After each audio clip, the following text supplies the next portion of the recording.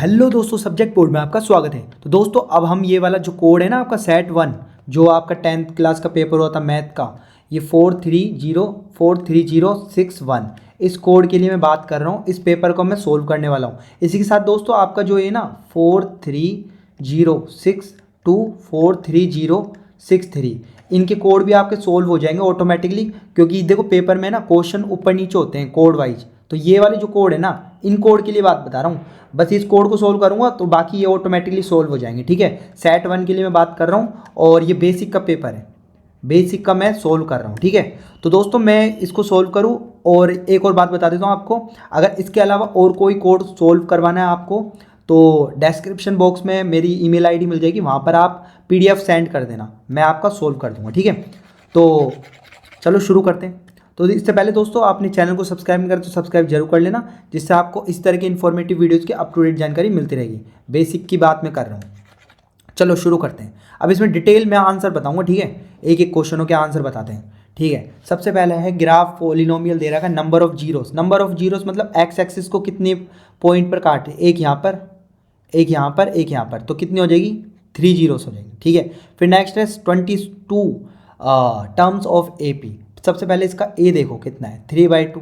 D देखो इसका, D क्या करेंगे 1/2 माइनस 3/2 करूँगा तो ये कितना आएगा 2 एलसीएम 1 माइनस 3, तो ये आ जाएगा माइनस का 2/2, तो माइनस का 1 आ जाएगा। डी की वैल्यू कितनी आ जाएगी, डी की वैल्यू आ जाएगी -1। समझ गए ना कैसे आई। अच्छा, अब ये मिटा देता हूँ।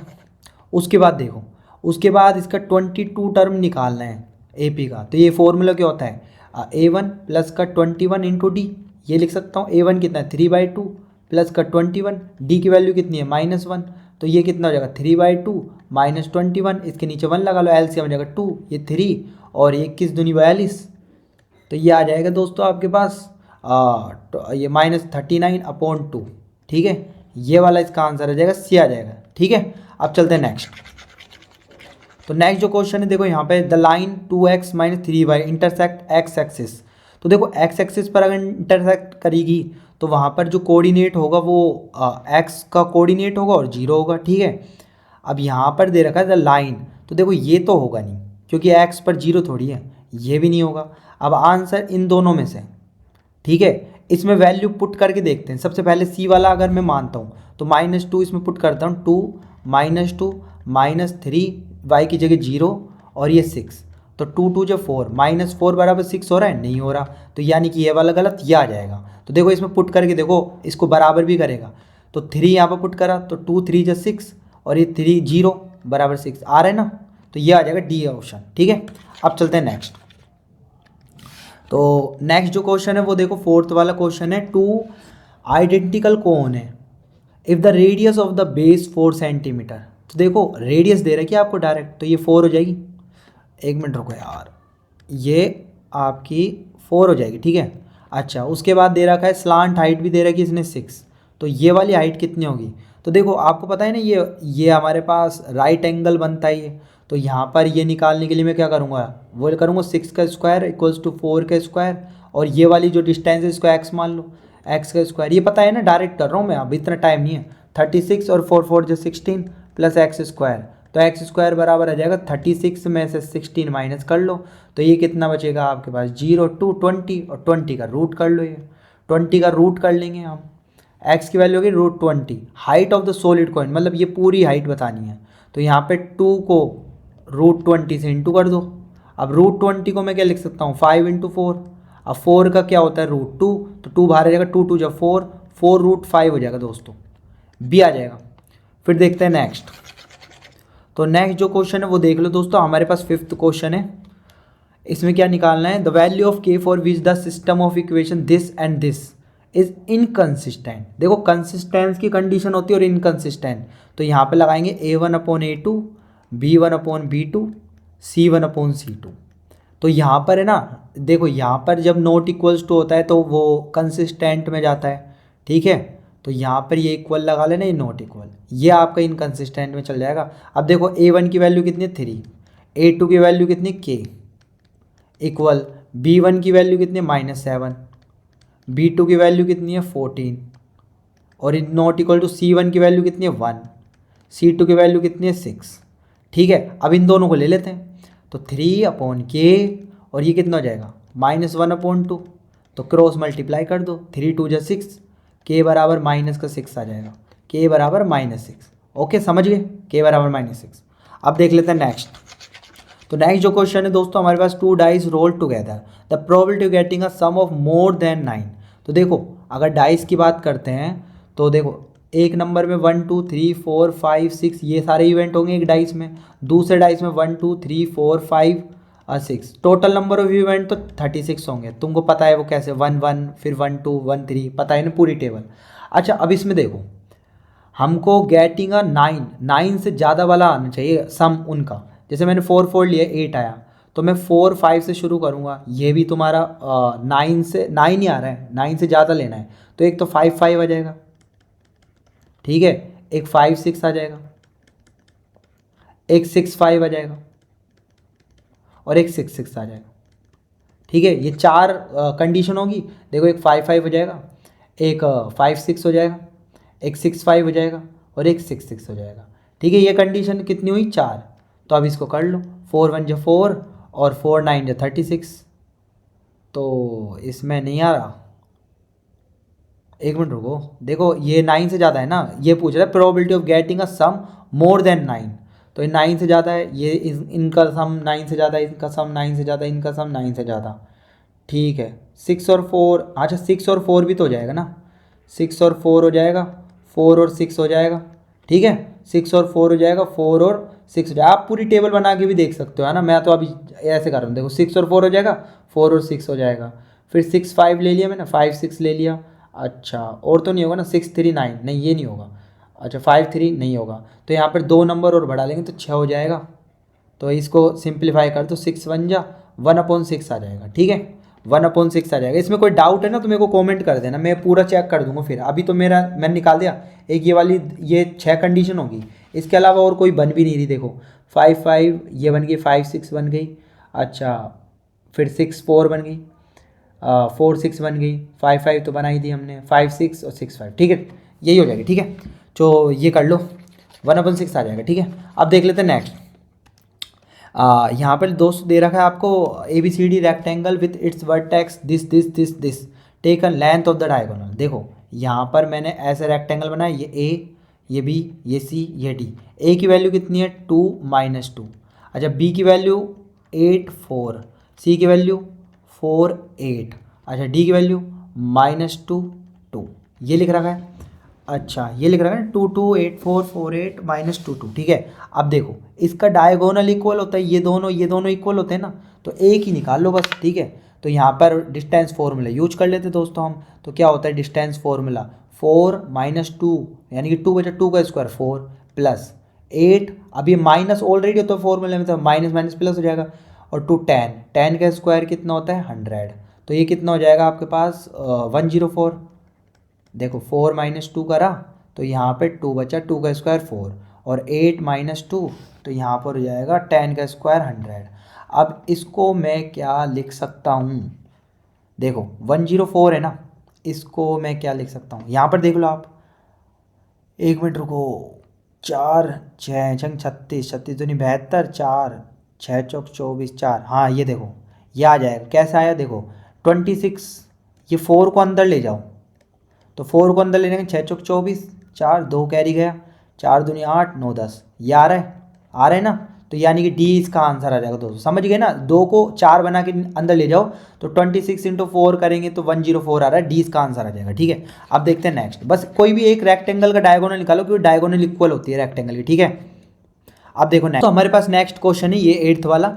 यहाँ पर देखो आपको, यहाँ पर आपको पता है ना टेंजेंट और रेडियस के बीच में 90 डिग्री होता है। ठीक है, अच्छा APO कितना दे रखा है आपको 30 डिग्री, ये 30 डिग्री दे रखा है।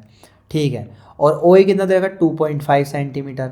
अच्छा हमको निकालना है क्या, OP निकालना है।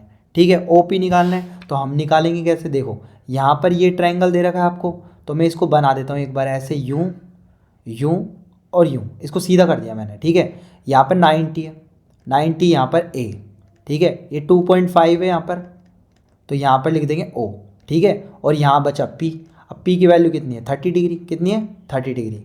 अब यहाँ पर हम क्या करेंगे tan 30 लगा देंगे, क्या लगा लेंगे tan 30, tan 30 क्या होगा यहाँ पर देखो, नियरेस्ट एंगल के ये तो बेस हो जाएगा, ये परपेंडिकुलर होता है, और P B P H H B perpendicular अपन बेस होता है। तो tan 30 की वैल्यू क्या होती है दोस्तों आपके पास 1/√3। अच्छा, P परपेंडिकुलर कितना है हमारे पास 2.5, और बेस ये वाला बन जाएगा ना हमारे पास बेस, ये जो OA निकालना है हमको, OP सॉरी, ये बेस हो जाएगा आपके पास। तो यहाँ लेके लेंगे अपन OP, ये वाला OP है। रुक जाओ 1 मिनट, AP ले लिया था ना हमने, अरे 1 मिनट रुको, यहाँ पर 1 मिनट रुको, ये वैल्यू थोड़ी चेंज हो जाएगी। हमको देखो एक तो इससे मतलब है और एक इससे मतलब है, तो यहाँ पर हम जो लगाएंगे ना फॉर्मूला, यहाँ पर हम लगाएंगे, देखो यहाँ पर एक तो हाइपोटेन्यूज है और एक परपेंडिकुलर आ रहा है। अगर मैं 30 के हिसाब से चलूँ, अगर मैं 30 के हिसाब से चलूँ तो यहाँ पर P B P H H B, तो यहाँ पे क्या लेना है हमको, एक तो हाइपोटेन्यूज लेना है और एक परपेंडिकुलर लेना है। तो साइन लगाएंगे हम, साइन 30 इक्वल्स टू, यहाँ पर हम लगाएंगे परपेंडिकुलर कितना है 2.5, डायरेक्ट वैल्यू रख दी, ठीक है। और हाइपोटेन्यूज कितना OP, क्योंकि OP तो निकालना है, यहाँ पर रखा OP। अब यहाँ पे OP बराबर क्या हो जाएगा 2.5, और साइन 30 की वैल्यू होती है 1/2। साइन 30 की वैल्यू क्या होती है 1/2, 2 ऊपर चल जाएगा, तो 2.5 इंटू 2 कितना होता है 5। तो इसका आंसर आ जाएगा दोस्तों B, ठीक है, 20 का करेक्ट आंसर आ जाएगा। समझ गए ना आप कैसे निकालना, पहले इसको सीधा करेंगे, एंगल की जगह एंगल रखेंगे और ये O की जगह O, B की जगह। अब हमको देखो OP निकालना है, तो इन दोनों से मतलब है, तो यहाँ पर ये तो क्या बन जाएगा आपके पास परपेंडिकुलर, तो ऊपर आ जाएगा, और ये हाइपोटेन्यूज ये OP इधर आ जाएगा आपके पास। OP निकालना है, साइन 30 की वैल्यू 1/2 होती है, वैल्यू पुट कर देंगे 5 सेंटीमीटर आ जाएगा आंसर, ठीक है। अब चलते हैं नेक्स्ट। तो नेक्स्ट क्वेश्चन दोस्तों आपके पास, is the probability of happening of an event 57। तो ये आपके पास होता है probability happened plus probability not happened equals to 1 होती है, ये 57% है। अच्छा, यहाँ पर ये प्रोबेबिलिटी है, ये लिख रहा है कि नॉट हैपेंड की, अब इसको परसेंटेज में 100 मान लो, तो 100 में से 57 माइनस गए तो कितना बचा तुम्हारे पास, 60 में 3 और 7 में तुम्हारे 40, 43%, ठीक है, 43% बचेगा।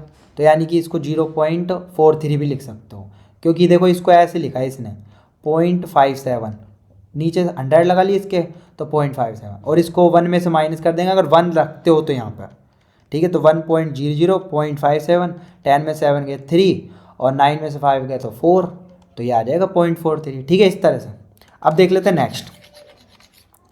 तो नेक्स्ट जो क्वेश्चन है दोस्तों आप देख लेते हैं, देखो 10th, OAB is a sector of a circle of centre O, radius दे रखी है आपको ये, if the length of the arc इतना, देन एंगल AOB, ठीक है। आपके पास मैं जैसे एक बता देता हूँ, इस सर्कल बनाया, यहाँ पर सेक्टर बनाया, ये O, ये A, ये B, ठीक है। ये एंगल हमको निकालना है, आपको AB की लेंथ दे रखी है। सबसे पहले इसका देखो फॉर्मूला क्या होता है, लेंथ ऑफ आर्क, ये मैं लिख सकता हूँ क्या होता है तुम्हारे पास θ/360, और इंटू होता है 2πr, यही होता है ना। अब लेंथ ऑफ आर्क तो आपको दे रखी है, लेंथ ऑफ आर्क 22/3 ये दे रखी है पहले से, ये θ/360, और 2π की वैल्यू 22/7, आर तुमको दे रखा है 7 सेंटीमीटर, ठीक है, 7 से 7 गया, ठीक है। अब यहाँ पर थीटा बराबर निकल आएगा आपका, इसको इससे इंटू कर दो, 360 इंटू 22, नीचे कितना है 3 है, और ये भी नीचे चल जाएगा 2 इंटू 22, समझ गए ना, 22 से 22, अच्छा 2 से कितनी बार कटेगा 180 टाइम, ठीक है। 3 से कितनी बार कटेगा 3 6 जा 18, 60 डिग्री आ जाएगा दोस्तों, समझ गए ना। अब देख लेते हैं नेक्स्ट।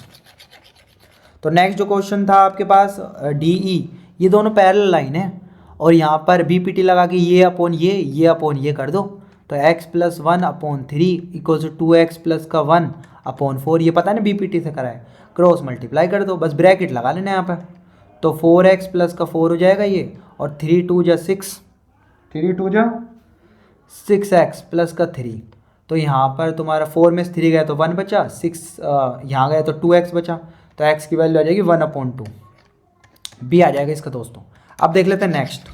तो नेक्स्ट जो क्वेश्चन था दोस्तों, 3 coins are tossed together, the probability that exactly 1 coin showed head, देखो 3 कोइन है, तो यहाँ पर हेड हेड हेड, ठीक है, हेड टेल हेड, ऐसे कर लो, देखो मैं बताता हूँ आसान रहेगा, हेड हेड टेल, फिर तुम्हारा यहाँ पर हेड टेल हेड, फिर तुम्हारा टेल हेड हेड, इस तरह से हो जाएंगी चार तो। और दोबारा टेल टेल टेल, फिर टेल टेल हेड, फिर टेल हेड टेल, फिर तुम्हारा हेड टेल टेल। ये हमारे पास 8 केस है टोटल। अब यहाँ बोल रहा है the probability that exactly one coin shows head. तो देखो 3 कोइन आर टो, देखो यहाँ पर 8 केस हो जाएंगे हमारे पास। अब देखो एग्जैक्टली यहाँ पे लिख रखा है exactly one coin shows head. Exactly one head वाला कौन सा है? एक तो आपके पास वन हेड वाला देखना है ना, यहाँ पर one head, exactly one head, एक तो ये वाला हो गया, एक ये वाला हो गया, एक ये वाला हो गया। एग्जैक्टली वन हेड आ रहा है ना यहाँ पर, तो 3 तो नीचे आएगा। टोटल केस कितने? 8, 3/8 आ जाएगा डी। ठीक है, अब चलते हैं नेक्स्ट। तो नेक्स्ट क्वेश्चन है दोस्तों हमारे पास यहाँ पर 13 वाला क्वेश्चन है। The two concentric circles O code large circle touches C. O A दे रखा है तुमको 3.5, ठीक है। ओ सी कितना दे रखा है? 2.1, ठीक है। ए भी निकालना है, तो यहाँ पे सबसे पहले 90 होता है, यहाँ पर तुम्हारा राइट एंगल रूल लग जाएगा। तो 3.5 का स्क्वायर इक्वल्स टू 2.1 का स्क्वायर, ये मैं डायरेक्ट लगा रहा हूँ, ठीक है। और ए सी का स्क्वायर कर लेना आप, ठीक है। अब यहाँ पे देखो इसको यहाँ ले जाओ, अब इसका स्क्वायर करने मत बैठ जाना तुम लोग। 3.5 माइनस 2.1 का whole square equals to a c square. अब a square minus b square को फॉर्मूले से कर दो। ये होता है 3.5 माइनस 2.1 करने एक बार, और एक बार इनको प्लस कर लेना। तो यहाँ पर ये देखो, ये 5 में से 1 गया तो 4, और 3 में से 2 गया तो 1, और इनटू यहाँ पे 5 और 1 6, 3 और 2 5, ये आ जाएगा। अब इन दोनों को इंटू कर लो आप, तो इन दोनों को इंटू करेंगे, और यहाँ पर क्या चल रहा है तुम्हारा? ए सी स्क्वायर, ठीक है, ये रूट, ठीक है। अब यहाँ पर देखो दोस्तों, ए सी बराबर हमारे पास जो आया ना, यहाँ पे देखो करते हैं हम। देखो इसको मैं लिख सकता हूँ, इसके पॉइंट हटाओ पहले तो, नीचे 100 आएगा, ठीक। 14 को 14 रहने दो, इसको क्या लिख सकता हूँ? 14 इंटू 4, ठीक है, ये मैंने लिख दिया। अब देखो 14 दो बार आ रहा है तो बाहर 14 आ जाएगा। 4 का कितना होता है? 2 होता है, नीचे 100 है तो इसका 10 हो जाएगा, तो ये आ जाएगा 14 2 जा 28, और यहाँ पर नीचे 10, तो 2.8 आ जाएगा, ठीक है। अब ए सी तो 2.8 आया, और ए सी और बी सी बराबर होते हैं दोनों, ये सेम, तुमको पता है 9th क्लास में पढ़ी होगी। ओ सी इसको इक्वल इक्वल पार्ट में डिवाइड करता है, तो ए सी बराबर मतलब ए बी बराबर का 2 ए सी हो जाएगा, 2 से इंटू कर देना, 2.8 2.8 5.6 हो जाएगा इसका, ये आ जाएगा, ए आ जाएगा, ठीक है, समझिए। अब चलते हैं आगे, चलते हैं। तो दोस्तों नेक्स्ट जो क्वेश्चन है हमारे पास वो देख लेते हैं। यहाँ पर 14th क्वेश्चन जो है, देखो यहाँ पर √3 ये दिख रहा है वैल्यू ऑफ द थीटा। देखो साइन थीटा, ये कोस थीटा, इसके नीचे ले जाओ, ये √3 1/, ये ऐसा जाएगा, समझ गए ना? ऐसे इसके नीचे ले गए, यहाँ 1 बचेगा तो इसके नीचे ले जाओ, ठीक है, समझ गए। अब ये देखो, ये tan थीटा बराबर का 1/√3 किसकी वैल्यू होती है? tan में, tan 30 की वैल्यू होती है, तो थीटा की वैल्यू 30 आ जाएगी, ठीक है। तो यहाँ पर 30 आ जाएगी, थीटा की वैल्यू क्या आ जाएगी? 30 डिग्री, ओके। अब देख लेते हैं नेक्स्ट। तो यहाँ पर नेक्स्ट जो है, calculate mean the group data Rahul आज एज्यूम्ड मीन मेथड। तो देखो एज्यूम्ड मीन का फॉर्मूला होता है x बार इक्वल्स टू, ये एज्यूम्ड मीन का सिंबल होता है plus summation of FI/DI upon का समेशन ऑफ DI। अब यहाँ पर h नहीं आता, ध्यान रखना, तो इसको मैं लिख सकता हूँ a प्लस का, यहाँ पर मैं DI लिख दूंगा, ये ऐसे d बार का है, अगर यहाँ पर ये पूरा का पूरा ऐसे दे रखा है तो मैं लिख दे d बार, तो ये आ जाएगा ये ऑप्शन, ठीक है, इस तरह से आ जाएगा, समझ गए ना। अब चलते हैं next. If the sum of the first and term of AP is given this, then the first term of the AP 1 रख लो यहाँ पे, S1 बराबर 1/2, यहाँ पे 3 × 1 3, और ये 1, तो 3 और 1 4, तो 4/2 2 हो जाएगा। अरे S1 तुम्हारा फर्स्ट टर्म ही होता है, तो 2 हो जाएगा इसका, ये आ जाएगा 1, ठीक है। अब चलते हैं नेक्स्ट। तो नेक्स्ट जो क्वेश्चन है दोस्तों हमारे पास ये रहा, एंगल बी दे रखा है 90, AB/AC बराबर 1/2, कोस सी निकालना है।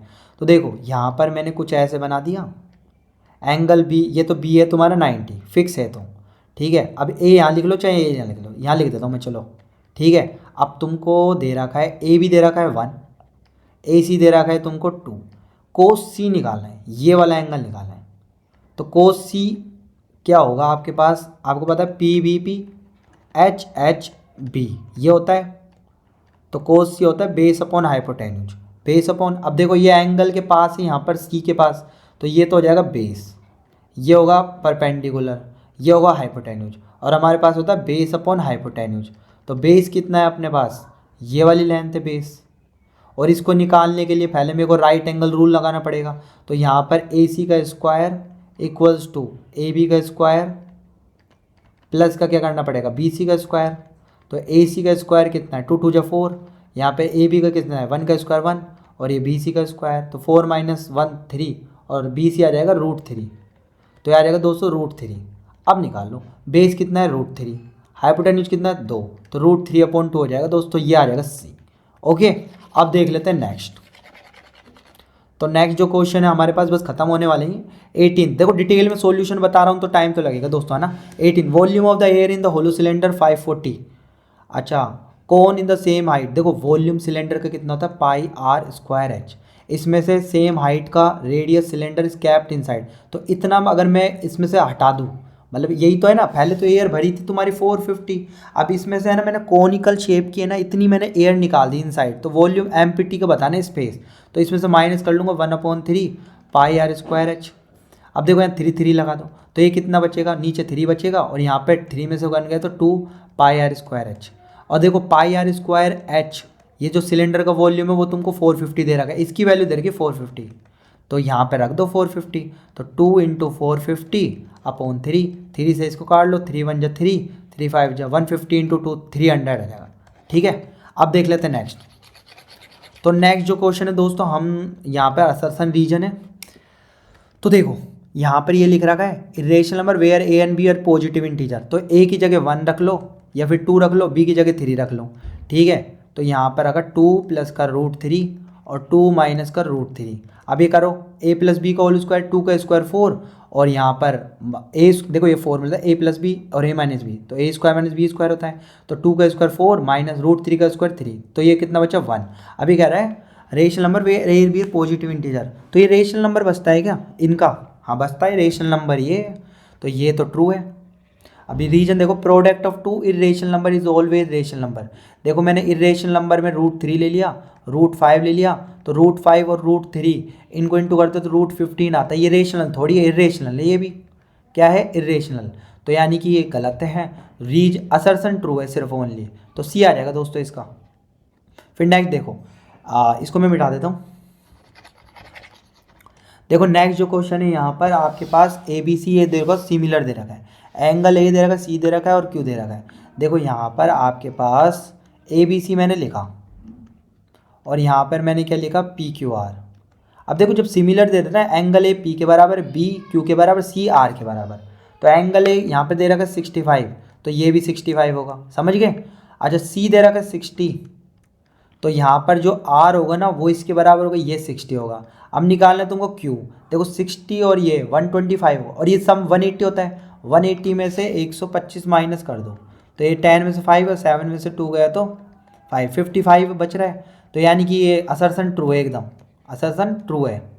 और sum of all angle of triangle 180 होता है, आपको अभी बताया, ये बात भी ट्रू है, लेकिन ये इसको जस्टिफाई नहीं कर रहा, तो बी आ जाएगा इसका। ठीक है, बी आ जाएगा। ठीक है, both assertion reason true but reason is the not correct explanation of assertion. ठीक है, बिल्कुल बिल्कुल वो नहीं बता रहा, क्योंकि यहाँ पर देखो ये भी तो लग रहा है ना सिमिलरिटी ऑफ ट्रायंगल, समझ रहे हो ना, सिमिलरिटी ऑफ ट्रायंगल से करा है हमने वो एंगल मान के, तो पूरा एक्सप्लेन नहीं कर रहा अच्छे से, तो भी आ जाएगा। ठीक है, तो दोस्तों यहाँ पे सेक्शन बी देखो, सेक्शन बी हम सोल्व कर देंगे, आप कमेंट बॉक्स में कमेंट कर देना, तो इसका और पार्ट भी हम सोल्व कर देंगे। और आपको और भी कोड सोल्व करवाने हो तो मुझे डिस्क्रिप्शन बॉक्स में मैंने ईमेल आईडी दे दी, वहाँ पर आप भेज देना अपनी PDF, मैं सोल्व कर दूँगा। ठीक है, इसकी केस स्टडी वगैरह सोल्व करनी हो तो कमेंट बॉक्स में कमेंट कर देना। तो दोस्तों हम फिर से मिलेंगे, बाय बाय।